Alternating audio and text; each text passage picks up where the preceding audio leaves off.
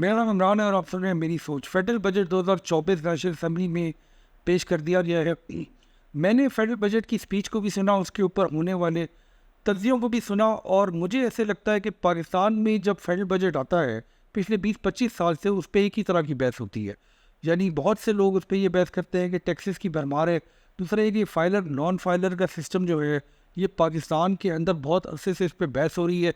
हर दफ़ा कोशिश की जाती है कि नॉन फाइलर्स के ऊपर टैक्सेस को बढ़ाया जाए, मगर जितने लोग इस टैक्स के और बजट के ऊपर तज्जिया देते हैं, मुझे ऐसे लगता है कि उनका एक डिसकनेक्ट है पाकिस्तान की मेजॉरिटी मिडिल क्लास से। देखिए, जब मैं मिडिल क्लास का जिक्र करता हूँ तो हम उन लोगों की बात करते हैं जो पाकिस्तान में वो लोग हैं या वो नौकरी पेशा हैं या छोटे कारोबार करने वाले हैं। यानी कि पाकिस्तान के अंदर जब हम टैक्स नेट में लोगों को लाने की कोशिश करते हैं, जब हम लोगों को फाइलर बनाने की कोशिश करते हैं, तो हम मेजॉरिटी इस पॉपुलेशन की बात कर रहे होते हैं कि जहाँ वो नौकरी कर रहे होते हैं या वो छोटा मोटा कारोबार कर रहे होते हैं। पाकिस्तान में जो बड़ा सेक्टर है, जो बड़े दुकानदार हैं या जो बड़े कारोबारी हजरात हैं, ज़्यादातर जो है वो किसी ना किसी तौर पे टैक्स में रजिस्टर्ड होते हैं, चाहे वो टैक्स अपना पूरा दे रहे हो ना नहीं दे रहे हो, मगर वो फाइलर होते हैं। प्रॉब्लम पाकिस्तान में शायद ये है कि हमें ये समझ नहीं आ रहा कि लोग पाकिस्तान में टैक्स नेट में जो छोटे साइज़ का कारोबार करते हैं, मिडिल क्लास जो है पाकिस्तान की, उसको प्रॉब्लम क्या है रजिस्टर होने से, और वो टैक्स के निज़ाम को देखते कैसे हैं। शायद इसकी बहुत बड़ी वजह ये है कि ना हमारी पॉलिटिकल क्लास, ना हमारी इकोनॉमिक्स की क्लास, और ना ही हमारी जो एंकर्स की क्लास है वो इस मिडिल क्लास से आ रही होती है। वो इस मिडिल क्लास को और इनके मसलों को सही तरह समझ रही होती है। मैं सिर्फ दो छोटी छोटी गुजारिशात करूँगा। देखिए, पहला प्रॉब्लम ये है कि मिडिल क्लास पाकिस्तान में ज़्यादातर वो होती है जो अपने जो खर्चे में जो अपनी जो सर्विसेज हैं वो गवर्नमेंट सेक्टर से हासिल करती है। यानी कि जो हेल्थ सर्विसेज हैं, यानी ये वो क्लास है जो अपनी हेल्थ के लिए, अपनी मेडिकल नीड्स के लिए गवर्नमेंट हॉस्पिटल्स का रुख करती है। और ये वो क्लास है जो पाकिस्तान में गवर्नमेंट ट्रांसपोर्ट को इस्तेमाल करती है। देखिए, पाकिस्तान में आपको समझने की ज़रूरत है कि अगर आपकी तनख्वाह लाख 1.5 लाख रुपए भी है और आप कराची या लाहौर या इस्लामाबाद जैसे या पेशावर जैसे बड़े शहर में रहते हैं, तो फिर भी ज़्यादा चांस है कि या आप किसी मोटरसाइकिल के ऊपर है या आप गवर्नमेंट की ट्रांसपोर्ट सर्विसेज इस्तेमाल कर रही हैं। और अगर आपके घर में कोई बीमारी हो जाती है तो आपको गवर्नमेंट के हॉस्पिटल्स का रुख करना पड़ता है। ये वो क्लास है जो ये सोचती है, क्योंकि देखिए अपर क्लास जो है जो 20-25-30 लाख रुपए महीना कमा रही है, वो किसी भी प्राइवेट हॉस्पिटल में जाके टैक्स देती है या नहीं देती, किसी भी प्राइवेट हॉस्पिटल में जाके अपना इलाज करा सकती है, अपनी गाड़ी के ऊपर जा सकती है। और उसके अलावा अगर एफबीआर से उनको कोई इशू है तो वो अपने दफ्तर के किसी अकाउंटेंट को या किसी वकील को भेज सकती है। मगर जब आप मिडिल क्लास को टैक्स देने करने की बात करते हैं, मिडिल क्लास ताजिर को आप ये कहते हैं कि वो फाइलर बन जाए, तो उसके जहन में ये बात आती है कि जो सर्विसेज वो हुकूमत पाकिस्तान से चाहता है, उन सर्विसेज के अंदर कोई बेहतरी नहीं आ रही। यानी जब वो प्राइवेट हॉस्पिटल नहीं जा सकता और वो पब्लिक हॉस्पिटल जाता है, किसी डिस्ट्रिक्ट हेडक्वार्टर हॉस्पिटल जाता है, तो वहाँ पे क्या हाल है मुझे बताने की ज़रूरत नहीं है। जिसको इसका नहीं पता या जो ऐसे लोग हैं जिन्होंने अपनी ज़िंदगी में कभी कोई पब्लिक सेक्टर हॉस्पिटल नहीं देखा, तो आप बराए मेहरबानी इस बात को करने से पहले कभी किसी पब्लिक सेक्टर हॉस्पिटल में जाके देखेंगे होता क्या है, वहाँ पे इंसानों के साथ क्या सलूक किया जाता है। ये जाके देखने वाली चीज़ है, इसको शायद बातों में नहीं बताया जा सकता। उसके अलावा जो पब्लिक ट्रांसपोर्ट सिस्टम है पाकिस्तान का, उसके क्या हालात है, उसको भी आप अगर किसी बस में आपने सफ़र नहीं किया तो आप उसके बारे में सही नहीं बात कर सकते। यानी पाकिस्तान के अंदर हज़ारों लाखों की तादाद में मोटरसाइकिल रिक्शा हैं, जहाँ पे लोग जानवरों की तरह फंस के बैठ के एक जगह से दूसरी जगह सफ़र करते हैं।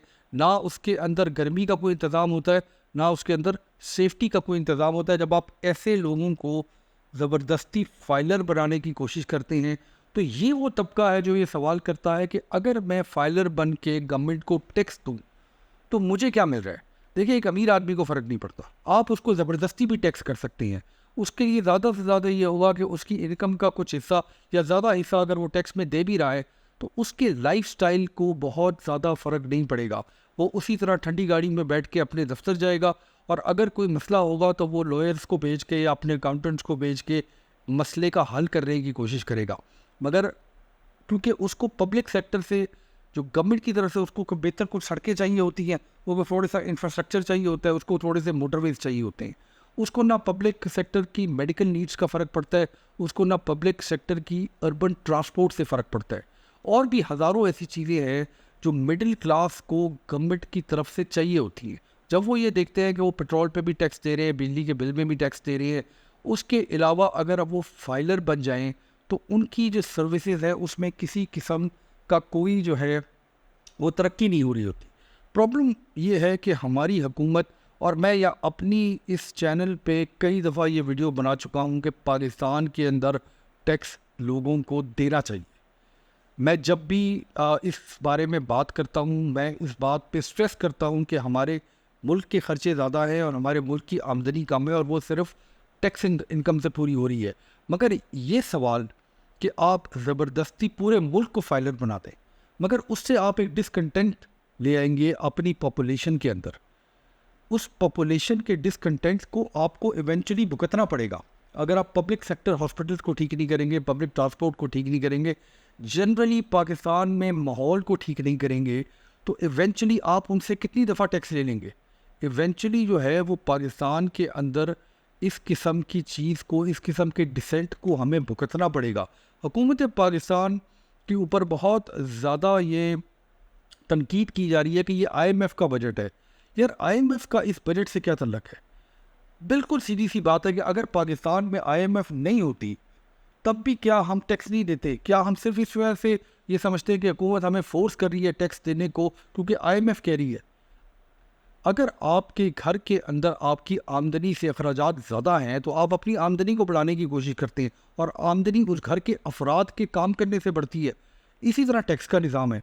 हुकूमत पाकिस्तान को अगर 10 रुपये चाहिए और उसका ख़र्चा 14 रुपये है तो बाकी जो पैसे हैं वो हुकूमत टैक्स लगा के हासिल करेगी। तो यहाँ पे एक तरह का एक डेडलॉक सा आ गया है, हुकूमत और अवाम के बीच में एक तरह का एक मिसट्रस्ट आ गया है, जहाँ पे मेरा ये ख्याल है कि अवाम, पूरी दुनिया के लोगों को टैक्स ज़रूर देना चाहिए, मगर उसके साथ साथ जो पब्लिक सर्विसेज है वो हुकूमत को भी बेहतर करनी चाहिए। उसके ऊपर एक्चुअली कोई बात नहीं होती। ये कहा जाता है कि इस दफ़ा PSDP का बढ़ाया गया, यानी पब्लिक सेक्टर डेवलपमेंट के प्रोग्राम का बजट ज़्यादा रखा गया। मुझे उम्मीद है कि इंफ्रास्ट्रक्चर की डेवलपमेंट होगी इस मुल्क के अंदर। मगर 2-3 छोटी छोटी गुजारिशात हैं कि हुकूमत ज़रूर फाइलर्स के ऊपर ज़ोर दे, लोगों को फाइलर बनाए, मगर उसके साथ साथ ये ज़रूर रखे कि पाकिस्तान में सोशल डेवलपमेंट भी होनी चाहिए। उसके बगैर ये निज़ाम नहीं चल सकता।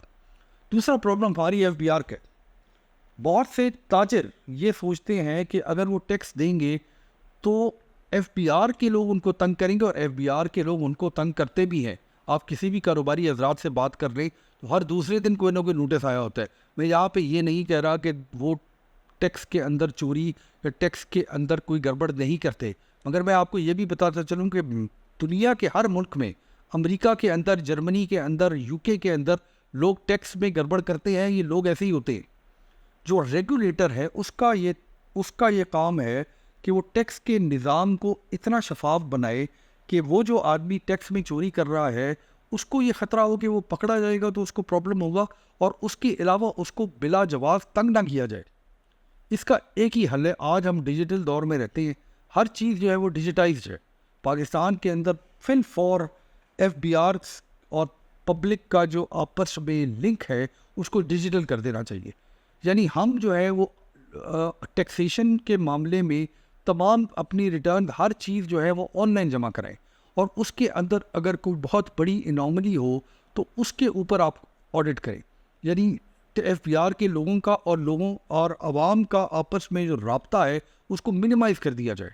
हमारे यहाँ सेल्स टैक्स के नोटिस आते हैं, हमारे यहाँ फेडरल एक्साइज ड्यूटी के नोटिस आते हैं, हमारे यहाँ इतने नोटिस आते हैं, हमारे यहाँ इनकम टैक्स के नोटिस आते हैं, हमारे यहाँ इतने ज़्यादा नोटिस आते हैं कि आप यकीन करें, आप किसी आम छोटी मिड साइज़ फैक्ट्री में चले जाएं और आप एक साल में उसके पास आने वाले नोटिस पे गौर करें, या किसी दुकानदार के पास चले जाएं, अगर चलेगा कि एक साल में 25 से 30 नोटिस टैक्स ऑफिस की तरफ से उन लोगों को मौसूल होते हैं। हर नोटिस के पीछे एक नया खांचा होता है, एक नए बंदे से बात करनी पड़ती है, नई जगह पैसे लगाने पड़ते हैं। मैं यहाँ भी ये नहीं कह रहा कि टैक्स की चोरी नहीं होती, मैं ये कह रहा हूँ कि जिन लोगों को जो टैक्स फाइलर नहीं है, जब वो ये बातें सुनते हैं तो वो डिस्करेज होते हैं। जो लोग उन नोटिस को डील कर रहे हैं उनके यहाँ तो सिस्टम बना हुआ होता है, उन्होंने अपनी सेटिंगें की होती हैं, मगर जो टैक्स निज़ाम में नहीं है वो ये सोचता है कि अगर मैं आ गया तो मुझे ये मुसीबत पड़ जाएगी। इस सिस्टम को डिजिटाइज करना चाहिए, फिल फॉर करना चाहिए। आपके मोबाइल के अंदर ये सिस्टम होना चाहिए, एप्लीकेशन होनी चाहिए कि आपने रिटर्न फाइल करनी है, हर इंडिविजुअल अपने मोबाइल से, एक छोटा दुकानदार अपनी टैक्स रिटर्न फाइल करे और उसके बाद उसको तंग ना किया जाए। इस किस्म की बातों को इसलिए करना ज़रूरी है कि मैं फिर कह रहा हूँ कि पाकिस्तान में जितना भी ये डिस्कोर्स है, ऐसे लगता है कि एक स्पेशल एलीट क्लास है जो बजट पेश भी करती है, बजट के ऊपर बहस भी करती है, बजट के ऊपर तनकीद भी करती है। वो ये भी कहती है कि जी लोग जो है वो इससे खुश नहीं है, लोगों पे टैक्सेस की भरमार है। उन्होंने कभी ऐसे लोग देखे भी नहीं होते, शायद ऐसे लोग उनके दफ्तरों में मुलाजमत करते हैं जिनसे उनकी बात भी नहीं होती। हमारा प्रॉब्लम ये है कि जो मिडिल क्लास है उसको समझने की ज़रूरत है कि हमारी मिडिल क्लास शायद इस मुल्क का इंजन है। उस इंजन को, इस गाड़ी की, जो मुल्क की गाड़ी है ना, उसमें सही तरह फिट करने की ज़रूरत है। वो इंजन मुल्क को चला रहा है मगर वो गाड़ी के अंदर सही तरह फिट नहीं है। हमारे एक सिस्टम के अंदर सही तरह उसको फिट आप कर दें, मुल्क चलना शुरू हो जाएगा। IMF या नहीं IMF का बजटों से कोई तल्लक नहीं होता। आप टैक्स देंगे तो मुल्क चलेगा, IMF होगी या नहीं होगी उससे कोई फ़र्क नहीं पड़ता। आखिरी बार मैं ये कहना चाहता हूँ कि प्रॉपर्टी के ऊपर जो टैक्सेशन ज़्यादा की गई है ये एक अच्छा इक़दाम है।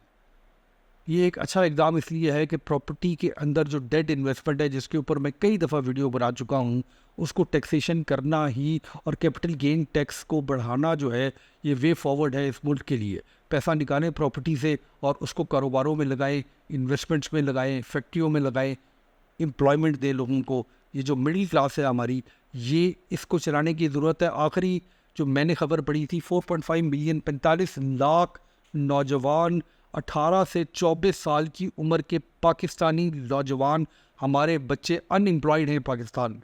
ये कोई 5-6 दिन पहले ये नंबर आया है। 45 लाख UAE, पूरे UAE की आबादी नहीं है। यूनाइटेड अरब एमिरेट्स की आबादी जो है वो 45 लाख नहीं है, 10-12 लाख वहाँ पे उनके लोकल लोग हैं और 25-30 लाख जो है वो फॉरेनर रहते हैं वहाँ पे। एक मुल्क की आबादी से ज़्यादा नौजवान हमारे यहाँ अनएम्प्लॉयड है। इनको एम्प्लॉयमेंट ज़मीनों पे पैसे इन्वेस्ट करने से नहीं आएगी, फैक्ट्रियाँ लगाने से आएगी, कारोबार दफ्तर वगैरह लगाने से आएगी। मुझे उम्मीद है कि मेरी बात आपको समझ में आई। आखिर में एक छोटी सी मैं बात करना चाहता हूँ। एक ख़बर मेरी नज़रों के सामने गुजरी। लाहौर हाई कोर्ट ने पिछले दिनों एक फ़ैसला दिया। एक खातून ने एप्लीकेशन दी कि उनका पासपोर्ट जो है वो उनके हस्बैंड के नाम से ट्रांसफ़र होके उनके वालिद के नाम पे बनना चाहिए। पासपोर्ट ऑफिस ने उनकी जो बात को रिफ्यूज़ कर दिया और उन्होंने कहा कि ये नहीं हो सकता। उस खातून ने जो लाहौर में थी, उन्होंने लाहौर हाई कोर्ट में एप्लीकेशन दी। लाहौर हाई कोर्ट का फ़ैसला आया कि एक खातून को जो पाकिस्तानी सिटीज़न है, ये हक़ होना चाहिए कि वो अपने बाप के नाम पे पासपोर्ट बनवा सके। मगर जब वो इमिग्रेशन वालों को कहा गया तो उन्होंने कहा कि रूल्स के अंदर ये इजाज़त नहीं है कि एक खातून जो है वो अपने बाप के नाम पे पासपोर्ट बनवा सके। ये इतनी मजाक़ा खेज़ बात है कि मैं हैरान हो गया इस खबर को पढ़ के। और मैं इसलिए हैरान हो गया कि मैं इस मुल्क में एक मर्द हूँ जो इस प्रिविलेज से रहता हूँ। 50% इस मुल्क में रहने वाली जो ख़वातीन है, पूरी सिटीजन है इस मुल्क की, वो अपने बाप के नाम पे पासपोर्ट नहीं बनवा सकती। लाहौर हाई कोर्ट के हुक्म के बावजूद नहीं बनवा सकती।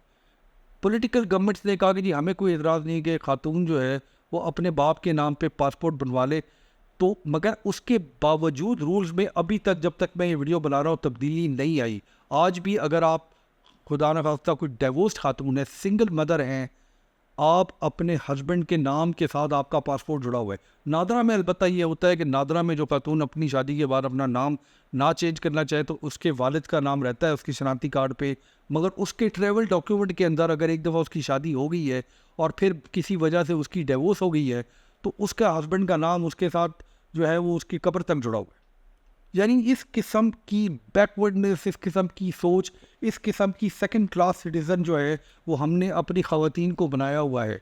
जिनके घर में बेटियां हैं उनको इस बात का ख़ास तौर पे एहसास होना चाहिए कि ये फुल सिटीजन्स पाकिस्तान की प्रोडक्टिव इकोनॉमी का हिस्सा बन सकती हैं, मगर हम इनको मर्दों के साथ जोड़ देते हैं कि ये मर्द इनके साथ नहीं जुड़ा होगा तो इनका काम नहीं होगा।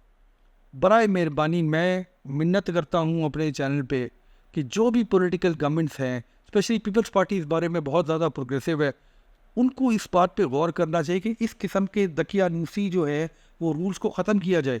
एक सिटीज़न, एक मर्द हो, एक बच्चा हो, एक लड़का हो, एक लड़की हो, पूरे सिटीजन हैं इस मुल्क के, वो जिस मर्जी नाम पे अपना पासपोर्ट और शनाख्ती कार्ड बनवाना चाहे, उनको पूरा राइट होना चाहिए। इस किस्म के फजूल जो हमारे पिछले ज़मानों में इस किस्म के फ़ैसले किए गए, इस किस्म के कानून बनाए गए, इन कानूनों को दफन हो जाना चाहिए। तो मुझे उम्मीद है कि लाहौर हाई कोर्ट के इस फैसले से बेहतरी आएगी, रूल्स के अंदर चेंज होगा। 3 महीने का टाइम दिया लाहौर हाई कोर्ट ने रूल्स को चेंज करने का। इमिग्रेशन डिपार्टमेंट की तरफ से थोड़ा सा पुशबैक है। मुझे उम्मीद है कि बेटर सेंस प्रिवेल करेगी और हमारी बच्चियां जो हैं वो भी उसी तरह आज़ादी से इस मुल्क की रिप्रेजेंटेटिव बनेंगी। उनके शनाख्ती कार्ड, उनके पासपोर्ट उसी आज़ादी से बनेंगे जिस तरह से हमारे मुल्क के लड़कों के बनते हैं। बहुत शुक्रिया।